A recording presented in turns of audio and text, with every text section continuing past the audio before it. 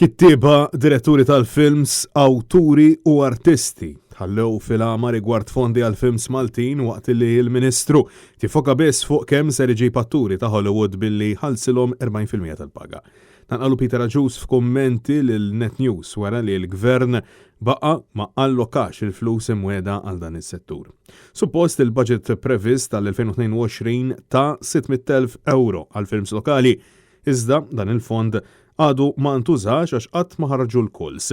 U l-produtturi tal-films Maltin illi għamlulna ġieħ barra minn xtutna u li jistgħu jkunu l-aħjar ambaxxaturi tat-turizmu baqgħu bla bdajnuna.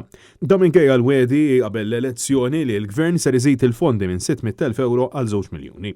Minflok, il-Gvern żid biss il-fondi għal barranin li jiġi jagħmlu l-films hawn u ħalla kreattività tal-Maltin bl-għajnuna. L-ironija kbira hija li l-prodott Malti il-produtturi tal-films Maltin bħalma kenna Simxar, Limestone Cowboy u oħrajn, ħallejnihom bla finanzjament ta' xejn. Tantu hekk li ilhom sena u nofs dawn jistennew li tiftaħ application biex ikunu jistgħu jieħdu għajnuna biex jagħmlu l-produzzjonijiet tagħhom. Mela dal-Gvern huwa ġeneruż mal-barrani u jixxaħħaħ mal-Malti. Peter Aġus qar illi huwa tajjeb illi bħala pajjiż nattiraw l-investiment barrani, tajjeb ħafna wkoll illi nattiraw produzzjoni ta' films barranin fi xtutna, però dan irid isir pari passu waqt li investu fil-prodott Malti.